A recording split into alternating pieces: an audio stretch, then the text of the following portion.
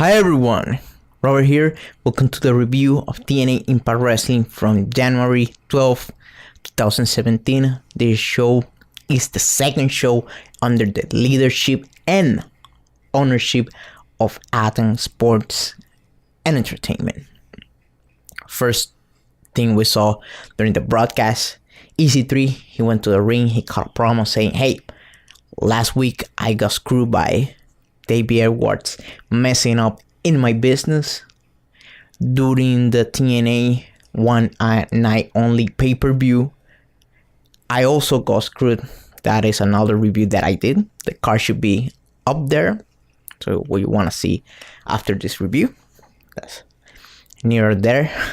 Say, "Hey, I got screwed and I want another fair and square chance of being the number one contender." Lashley went ahead and interrupted him, and that led up to a match for the TNA number one contendership slot.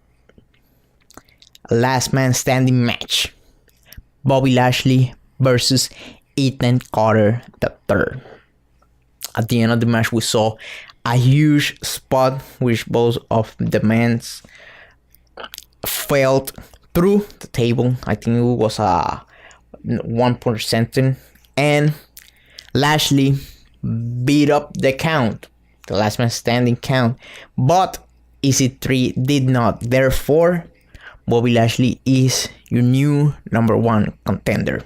Next, we got the race for the case announcement. I don't know what is gonna be different from this gimmick to the Fist or Fire match that TNA used to do back in the good old days, but I'm waiting to see. Also, we got Eli Drake backstage saying, "Hey, fans don't deserve for me to say Tommy and stuff," and he's gonna be announcing his spot at the race for the case. And Eli Drake ended up beating up the crap out of one of the crew guys while Tyrus was holding the management back. Next, we saw the debut of the new Aron Rex and Rockstar Spud persona. A persona that Aron Rex pitched back to the E, but they didn't find nothing constructive in that, and gave him a recycled gimmick from the brother of Macho Man, Lanny Poffo. That's another talk for another occasion. This is a gimmick inspired by Liberace. If you don't know who Liberace is, he was a musician. He was the man who made famous that kind of over-the-top clothes and attitude that we later saw Madonna kind of taking from him, and now we saw Lady Gaga taking that kind of gimmick from him, but he was the original one, Liberace. So he went ahead with his fur and with lipstick and yeah, you know the drill. And Rockstar Spud was kind of his manservant with a tailor suit, and he is kind of the servant of Aron Rex. The only complaint that I found with that gimmick is that his former name back in Puerto Rico and the Indies, which was Idol Stevens. That name, Idol Stevens, fits this gimmick better than the name Aron Rex, but that was just a simple choice. Then we saw Robbie E. He went ahead and interrupted him, and he ended up being beat down by Rockstar Spud and Aron Rex. Next, we saw the DCC backstage. They finally kind of fixed the holes that they had during the story. They explain why are they together and why are they back in TNA, since all of the two guys left and Kingston is a new guy. And they say, "Hey, we're the disgusting employee. We are tired of being told no, that we are not good enough, and therefore we have revenge in our eyes and in our minds, and we're gonna take over this stuff.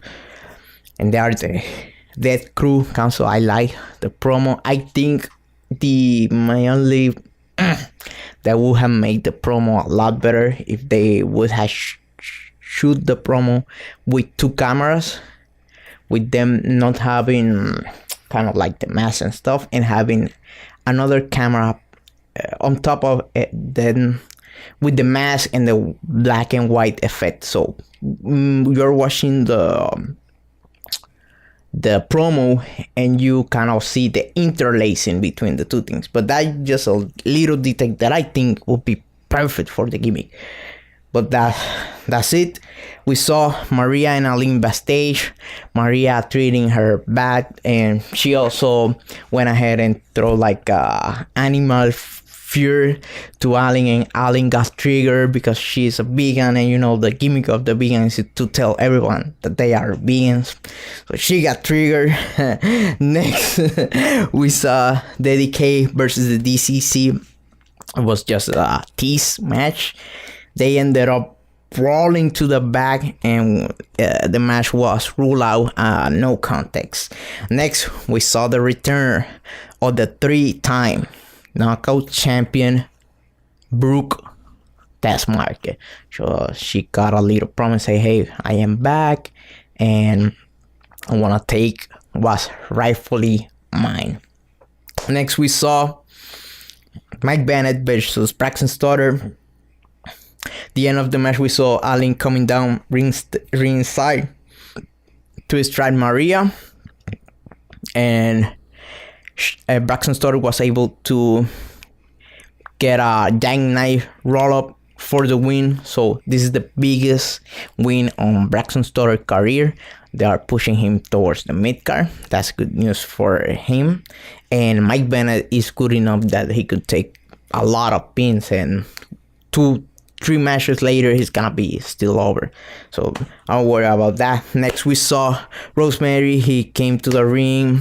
She trash talked Gail Kim, and she tried to talk Jay, and Jay came out and said that, hey, you want to fight and blah blah blah. And Rosemary ended up inviting her to a Monster Balls match. So that's their next match. It was good. The kind of thing that I I like it because I play video games, but people would notice that once they saw it once more. But Rosemary talks like a villain from a video game or a comic book, something like that. I like it, but that people are gonna complain because they always complain about absolutely everything. Next, main event time for the TNA World Tag Team Champion titles. The Broken Hardys versus the American Wolf. At the end of the match, we saw Jeff Hardy dodging a double foot stomp that David Richards was gonna hit him with. We saw Matt Hardy hit David with the twist of fate. Then Jeff hitting the Swanton bomb covered him, but Eddie Edwards was able to break the count at 2. Eddie fights both of the Hardys, then dump Matt Hardy to the floor. The Wolf and Jeff roll out Davey for the win. So they still remain the tag team titles, the tag team champions, the Broken Hardys. And after the match, we saw more of the seats in the divide between both of the Wolf. We saw Davey Richard. He was pissed. He was kicking the ropes, and Eddie Edwards tried to calm him down, to talk to him. I was like, hey, fuck, I don't wanna deal with you. You're dragging me down. You have the title. Yeah, now I cannot have that title. And he cut a promo early in the evening saying that he wanted tag team titles, and he ended up not winning them. So we have more more and more that history developing, and I like it. I saw their feud back in ROH, and if it's as good as that, it's gonna be awesome, as long as it's not for the TNA World title. That would be my only kind of detail that I would want it. But that's it. Next week we got the race for the case match, and I don't know if the Monster Ball match is gonna be next week. But either way, it was a good episode. I'm looking forward to what's next gonna be developing in the world of TNA Impact Wrestling. That's about all. Goodbye. Thanks for watching. Don't forget to like, share, and subscribe this video. Take care. Goodbye.